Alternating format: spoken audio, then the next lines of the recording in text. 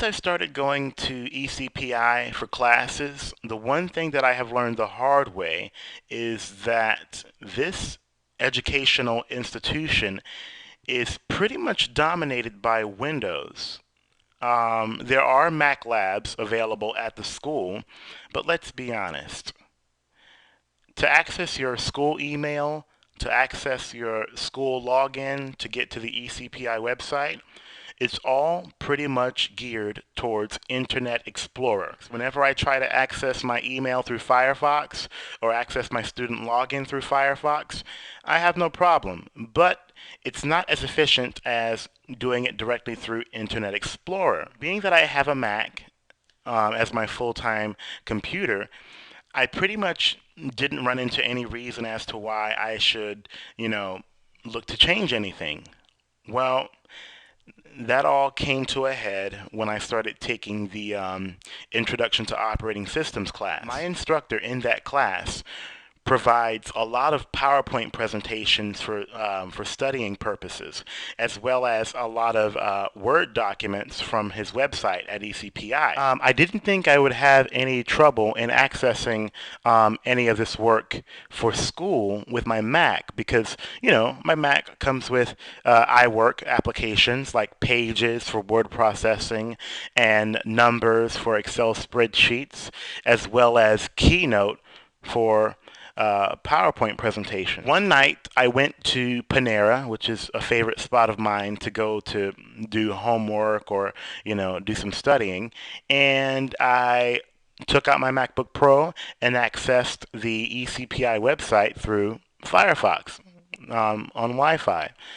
I ran into a difficult situation where even though I had downloaded a couple of PowerPoint presentations from my teacher's website, my Mac couldn't open them up at all.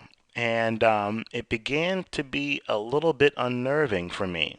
The quickest and easiest way to solve this problem would have been to go out to the Apple Store and purchase Microsoft Office for Mac. Plain and simple, right? I ended up wanting to take the time to get a new toy.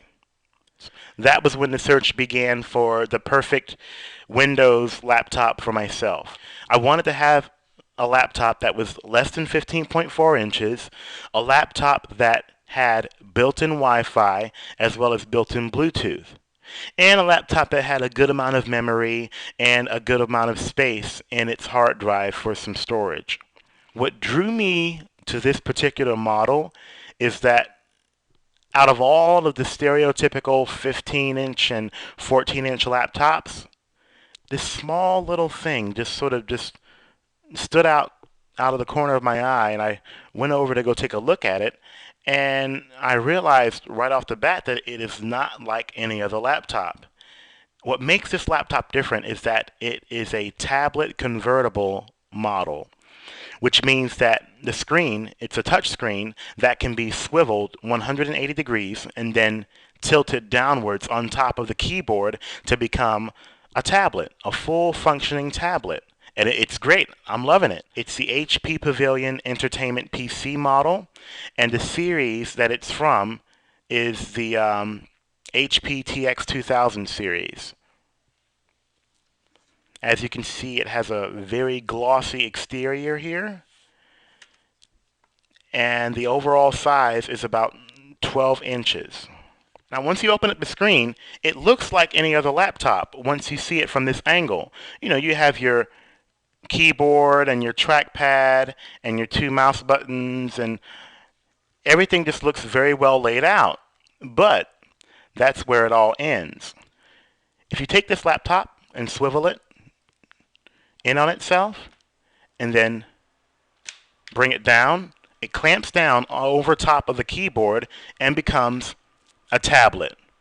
Amazing, amazing, amazing. Now, in addition to having this tablet functionality, you also see that there is a port that also includes a digitizer pen with which I can write on the screen of this tablet.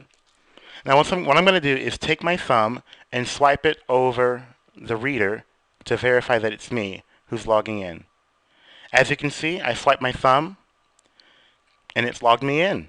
It's saying welcome. You happen to have a built-in optical drive which has a dual-layer DVD writer as well as LightScribe technology built into it.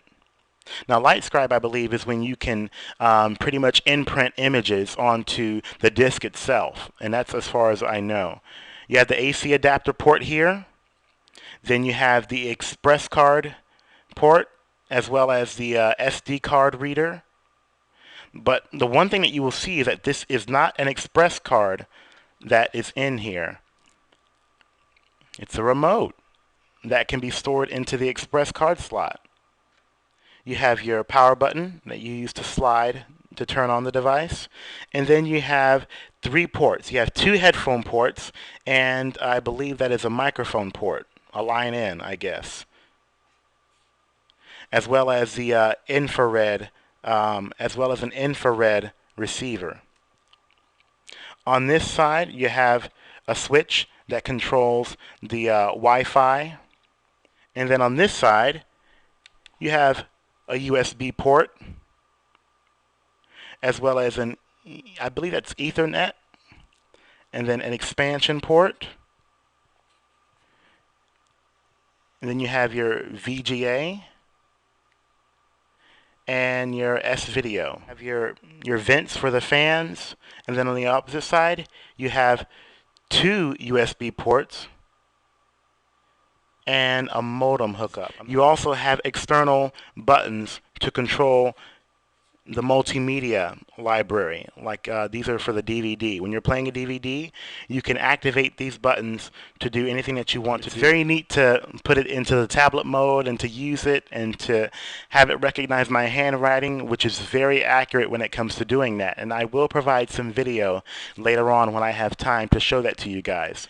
I think that at the end of the day, I've realized that whether it be Mac or PC, as long as it works for you, that's pretty much all that matters. My Mac is amazing. It is so reliable when it comes to managing and creating multimedia.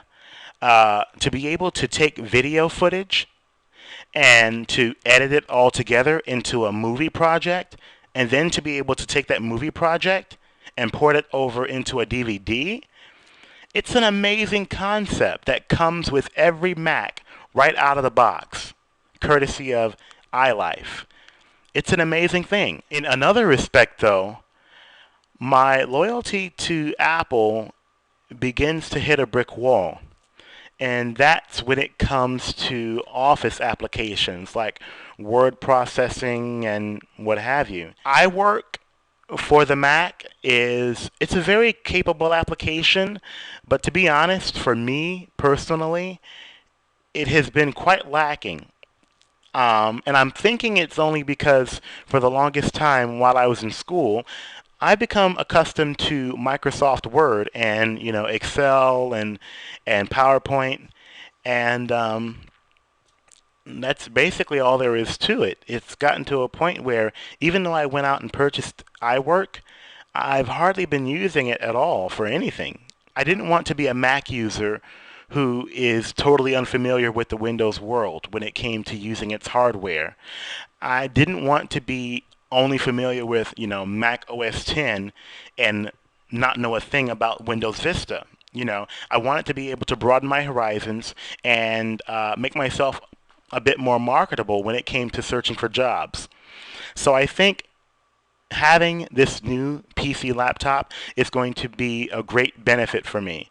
And so far it's been working great. Now, being that I am right now a Mac user and a PC user, it'll just be very interesting to live my life between both operating systems to see how everything goes.